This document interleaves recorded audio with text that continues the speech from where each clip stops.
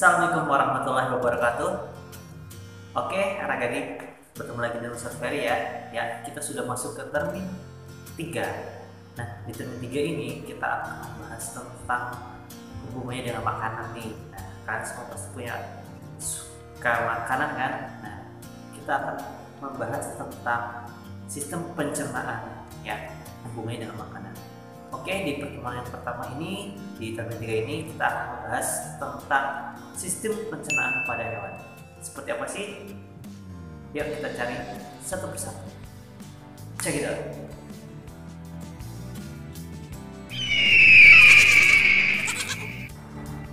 Bismillahirrahmanirrahim. Oke kelas, sumber energi yang kedua bagi makhluk hidup adalah makanan. Ya, setelah udara berarti makhluk hidup membutuhkan makanan. Nah, bagaimana sih cara masing-masing hewan itu memakan makanan tersebut? Mari kita pelajari berikut ini. Yang pertama yang akan kita bahas adalah pada serangga. Bagaimana sih alat pencernaan pada serangga?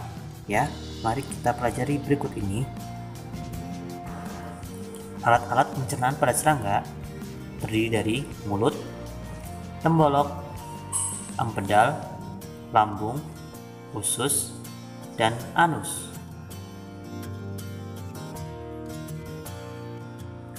Yang selanjutnya adalah alat pencernaan pada kandang. Nah, mari kita lihat alat-alat pencernaan pada kandang.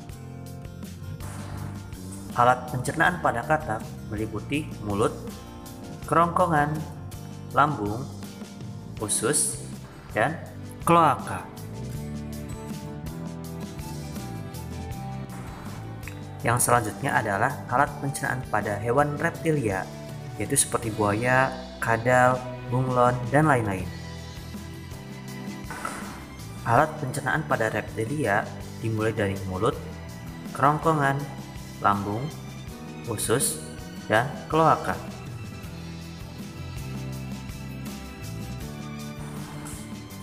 Yang selanjutnya adalah alat pencernaan pada ikan.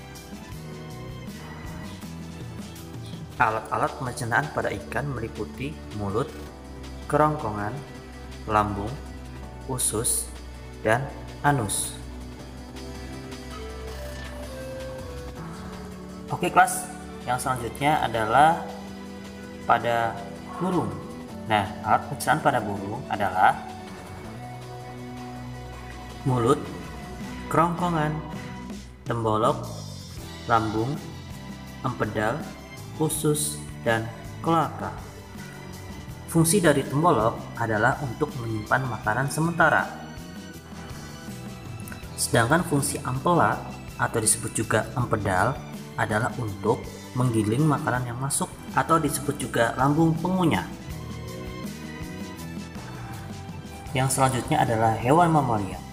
Masih ingatkankah kalian tentang hewan mamalia? Ya, seperti monyet, singa, kuda, singa, dan lain-lain. Alat pencernaannya adalah mulut, kerongkongan, lambung, usus halus, usus besar, dan anus. Di dalam usus halus terjadi proses penyerapan sari-sari makanan, sedangkan di usus besar terjadi proses penyerapan air. Oke kelas, yang selanjutnya adalah kelompok hewan ruminansia. Hewan ruminansia adalah kelompok hewan mamalia yang biasa memamah atau memakan 2 kali dan dikenal dengan hewan memamah biak. Contoh hewan ruminansia adalah sapi, kerbau, rusa, domba, kambing, kijang, dan lain-lain. Pokoknya hewan-hewan yang makan rumput kelas. Hewan ruminansia pada umumnya adalah poligastrik, artinya perut mereka dibagi menjadi beberapa rongga.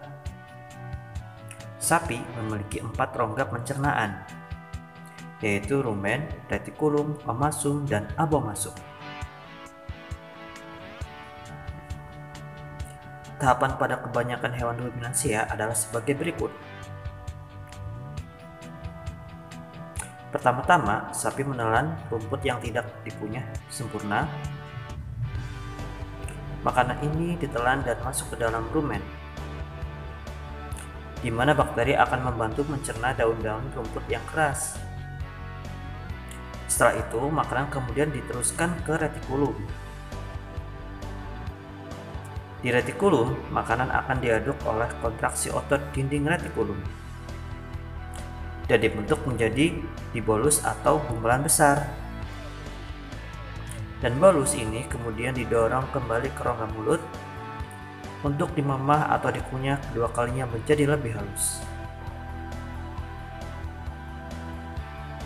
Setelah dikunyah menjadi lebih halus, makanan tersebut ditelan untuk kedua kalinya dan masuk ke omasum. Di dalam omasum, kelenjar enzim akan membantu penghalusan makanan secara kimiawi. Kadar air dari bolus juga dikurangi melalui proses absorpsi air yang dilakukan oleh dinding omasum.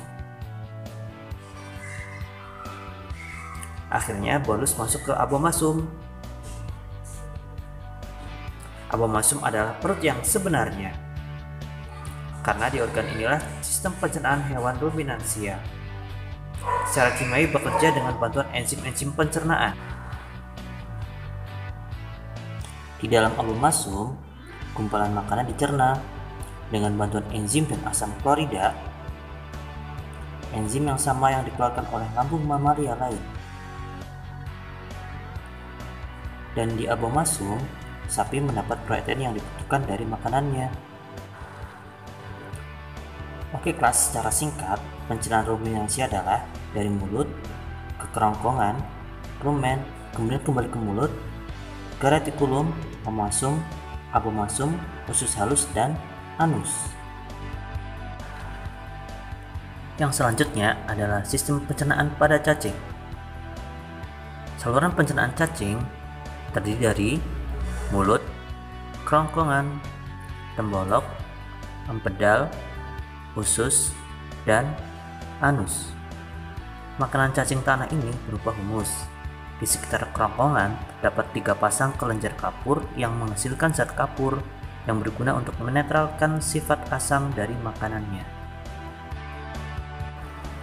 Oke kelas, di bagian akhir pembuangan, di hewan-hewan tersebut ada yang lewat anus dan kloaka. Dan berikut ini adalah perbedaan anus dan kloaka. Anus adalah lubang saluran pembuangan limbah dari sistem pencernaan. Nah, lebih tepatnya kayak khusus BAB, hanya tempat untuk BAB. Sedangkan kloaka adalah lubang saluran pembuangan untuk limbah sistem pencernaan, saluran kemih atau pipis, dan saluran reproduksi. Nah, intinya kloaka ini satu lubang untuk beberapa macam saluran ya, bukan hanya untuk BAB saja tapi bisa untuk pipis, untuk reproduksi.